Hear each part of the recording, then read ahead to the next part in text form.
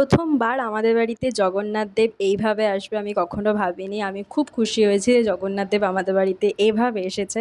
তো অবশ্যই ভিডিওটা ফার্স্ট থেকে লাস্ট অবধি দেখো এবং জগন্নাথ দেব কীভাবে আমাদের বাড়িতে আসলো সেটাও কিন্তু অবশ্যই তোমাদের দেখতে হবে। তো সকলকে রথযাত্রার অনেক অনেক শুভেচ্ছা। সবাই মিলে বলো জয় জগন্নাথ।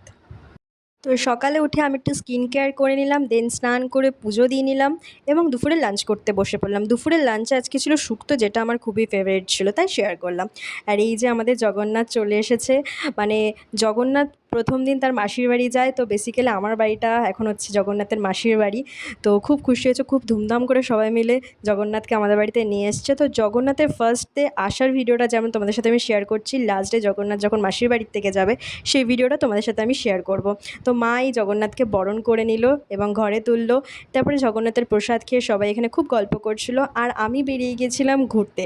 জগন্নাথ পুজো বলে কথা, মানে রথযাত্রা বলে কথা, মেলায় যাচ্ছিলাম এবং মেলায় কার সাথে গেছি সেটাও কিন্তু অবশ্যই তোমাদের সাথে শেয়ার করে দেবো। আর আজকের ওয়েদারটা এত ভালো ছিল, কখনো বৃষ্টি কখনো মেঘলা, মানে দারুণ ওয়েদার ছিল। আর আমি যার সাথে যাব সে অলরেডি আসেনি এখনও, মানে আমি দাঁড়িয়ে রয়েছি তার জন্যে। ওই যে উনি আসছেন, হন্তদন্ত হয়ে একদম আসছেন। তো প্রতিবারই আমাকে ওয়েট করতে হয় ওনার জন্য।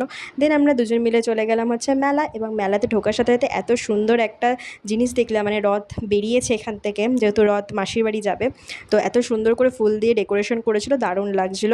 দেন তোমাদের সাথে প্যান্ডেলটা একটু শেয়ার করে দিই। প্যান্ডেলটা কিন্তু খুব সুন্দর লাগছিল, বিশেষ করে রঙ্গোলি দিয়ে যাবে ফুলটা করেছিল না, দারুণ লাগছিল। দেন আমরা ওখান থেকে চলে গেলাম হচ্ছে ক্যাফেতে। দেন ক্যাফেতে আমরা চা খেয়ে নিলাম আর খেয়ে নিলাম চিকেন ললিপপ। চলো তাহলে দেখা হচ্ছে তোমাদের সাথে নেক্সট ভিডিওতে। সবাই খুব ভালো থাকো এবং সবাই প্লিজ কমেন্টে বলে দিও জয় জগন্নাথ। Bye bye.